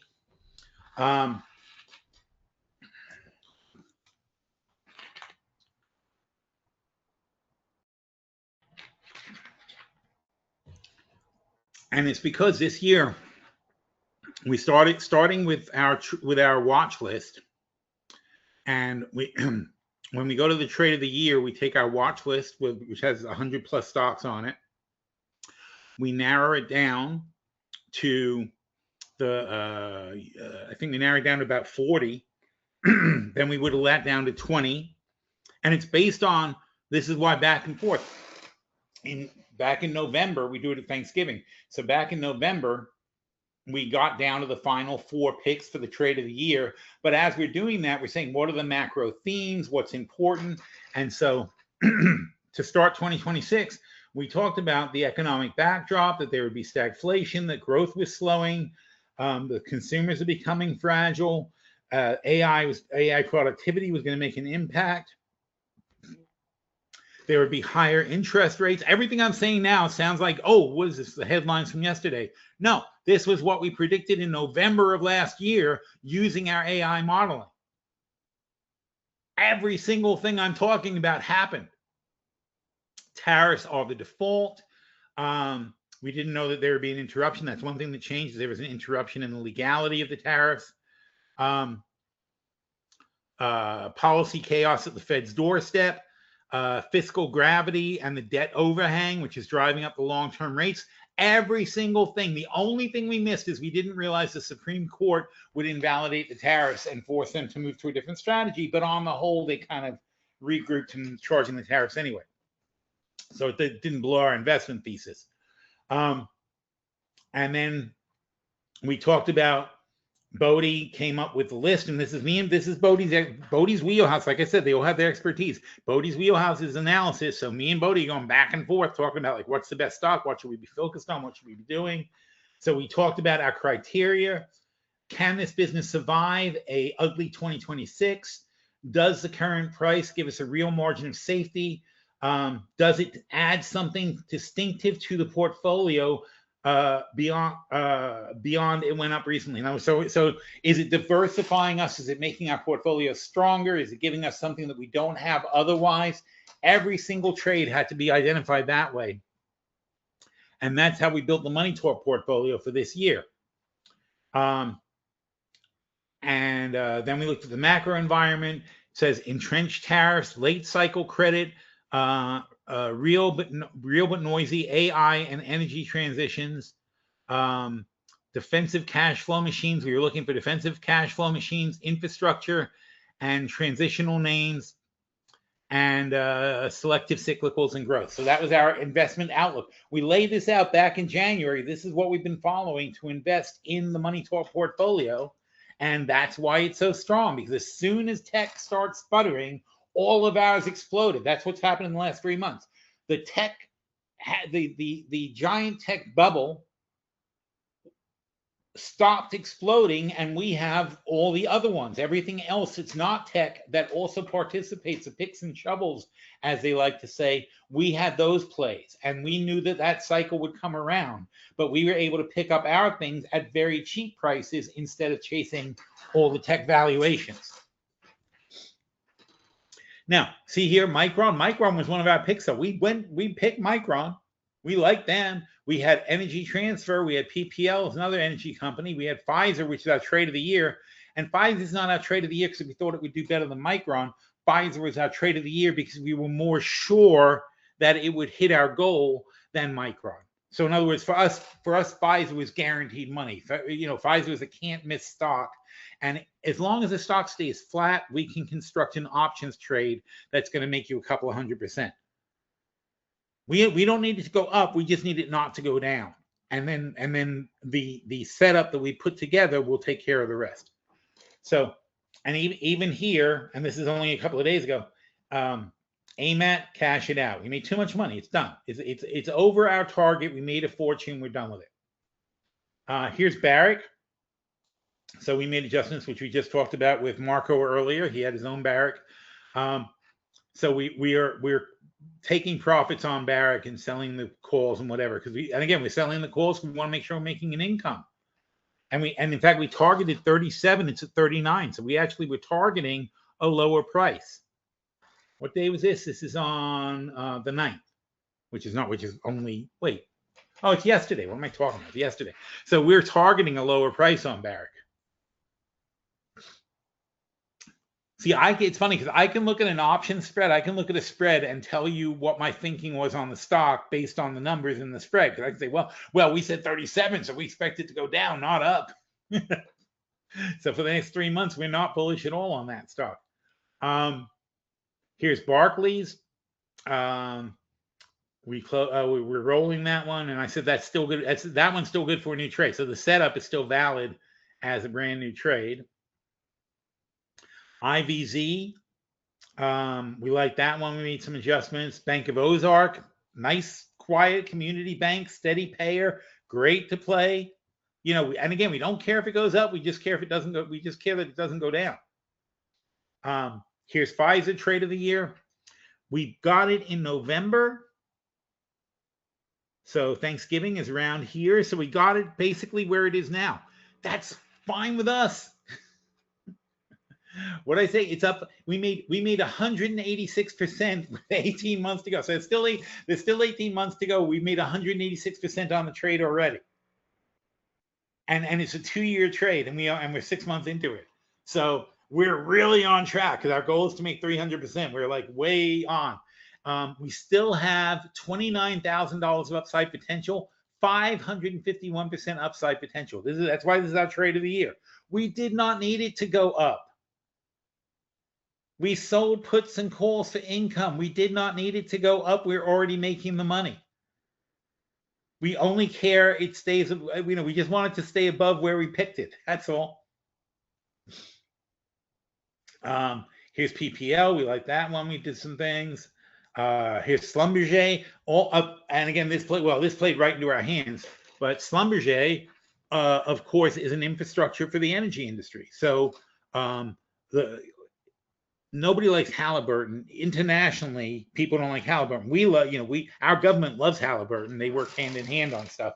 But the rest of the world, because our government is so hand in hand with Halliburton, doesn't like to use Halliburton. So all this rebuilding from all the bombing and the war and all that's Schlumberger. They're the ones that come in and do and fix everything. So they've got their work. They're going to be backlogged for work for years to come. Did I say good for new trade? No, I did not. So I think it's made too much money already. Here's our hedge, SQQQ. That's what Basho pulled this out in today's post, saying this is how you hedge. So we had a hedge.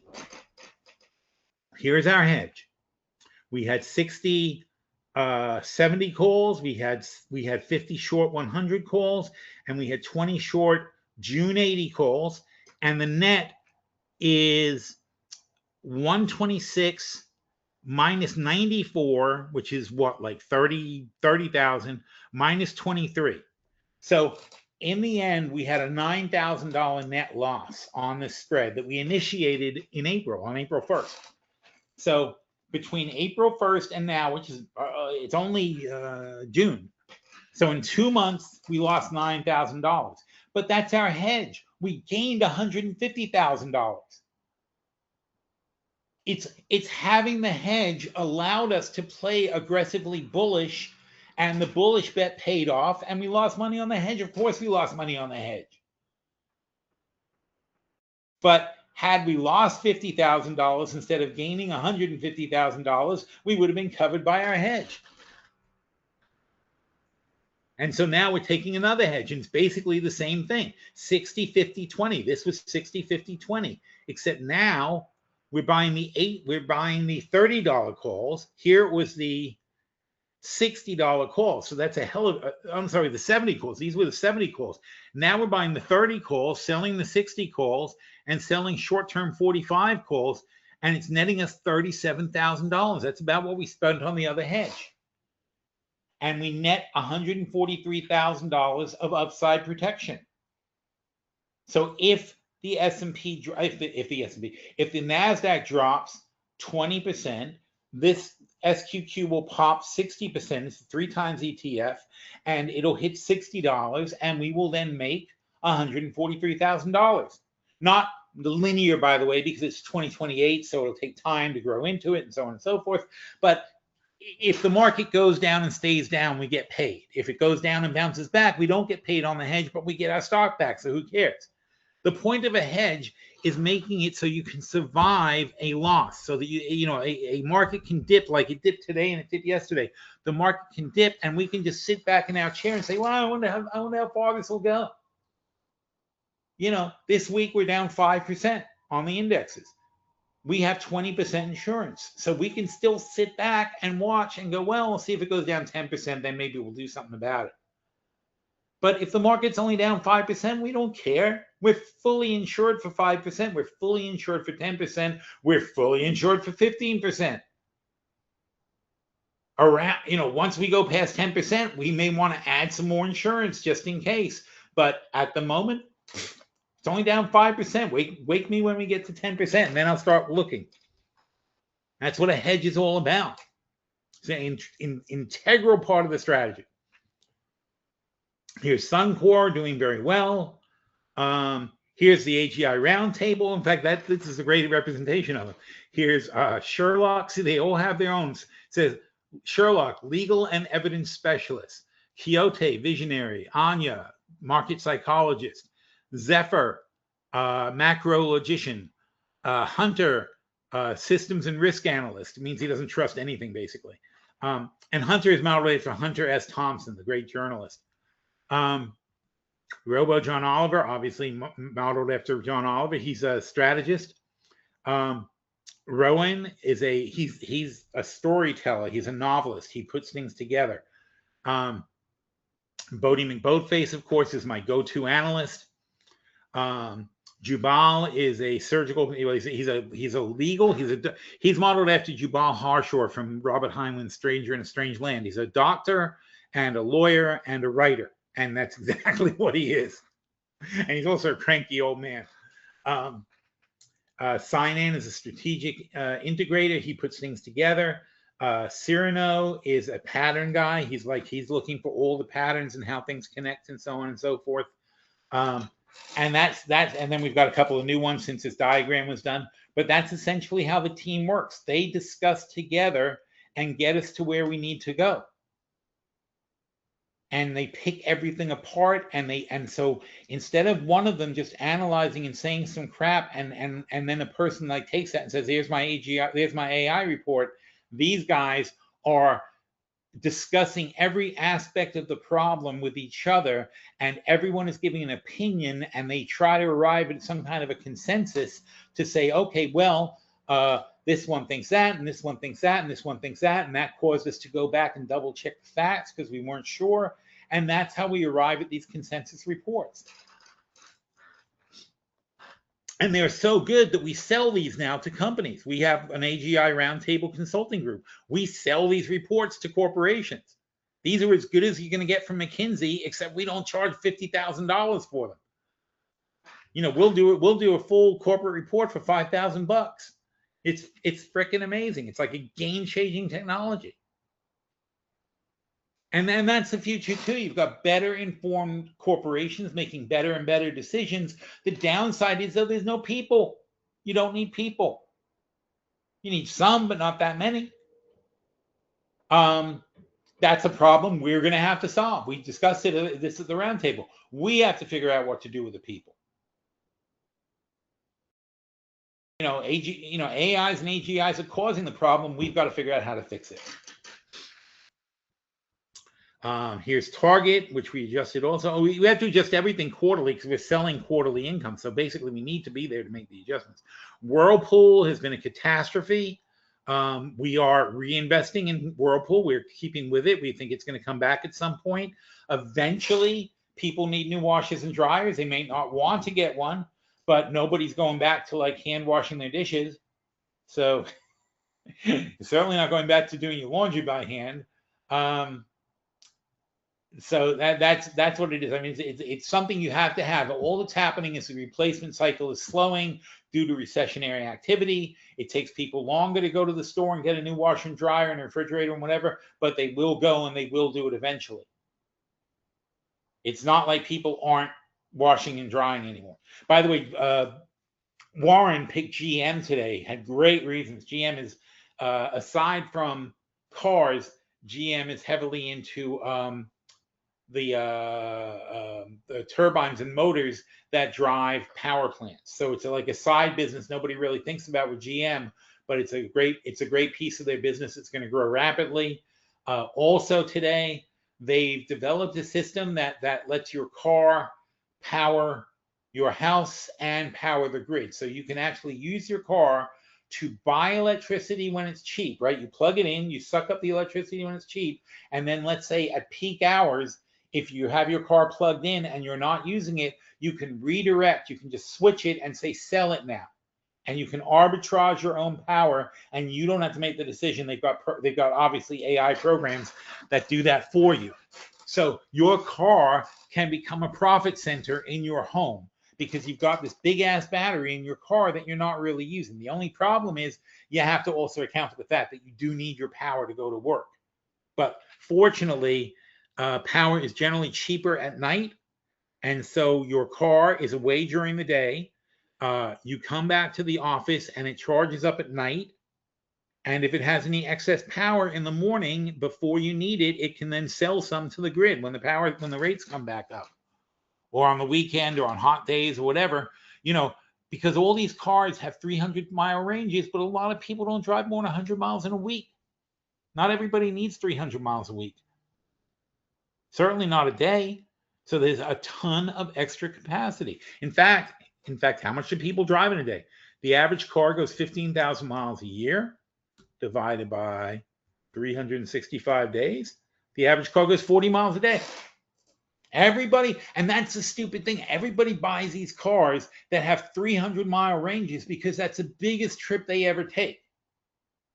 Or not the biggest, you can go 1,000 miles, but 300 miles seems like a reasonable far distance of a trip because it's a 4 or 5 hour trip. You're not going to make something bigger than that very often. Usually if you do, you're going to take a plane, right? So people think they need these cars with 300 miles worth of battery power, and everybody has all this excess capacity. So GM just went, hey, we have all this excess capacity. Let's use it. Let's turn it into something that the grid needs, because the grid needs the backup power capacity. And GM's like saying, well, we're not going to sell one giant power bank. We're going to sell 1 million cars feeding power back to the grid on peak times. And it's brilliant. Great strategy. I love it. But in reality, if self-driving cars were more of a thing, you should really have a car with a 150-mile range, half the battery size we have now. That would make the cars much lighter and they would go better and be more efficient, number one. Number two is, if you ever need a car that goes further, just rent a goddamn car, because you'd save so much money on the battery that you would pay for every Uber drive you ever take for going further than or every rental car you ever take for going more than 150 miles. See, that's sensible. People don't, people do not think of sensible things. It's like, because it's too hard to sell. It's too hard for the car guy to explain. It's easier for the car guy to say, we have a 300-mile battery. That's easy to say.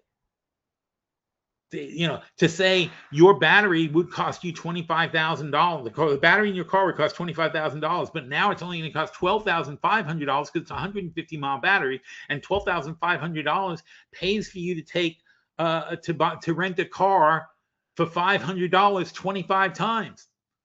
So in the life of your car, you're going to take 25 trips that are more than 150 miles. If you are, then get a bigger battery. If you're not, get the smaller battery and then rent a car when you have to. That's logical. Logic is not American strong suit, unfortunately. Anyway, all right, so that is our time.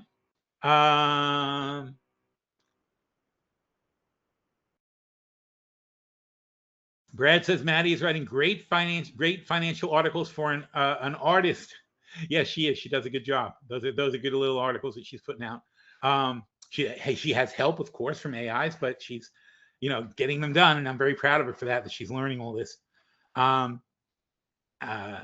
And Stefan says also charges faster. Probably stop 10 minutes somewhere and get another 150 miles. Right? Yes, and it charges faster. Another big aspect of it.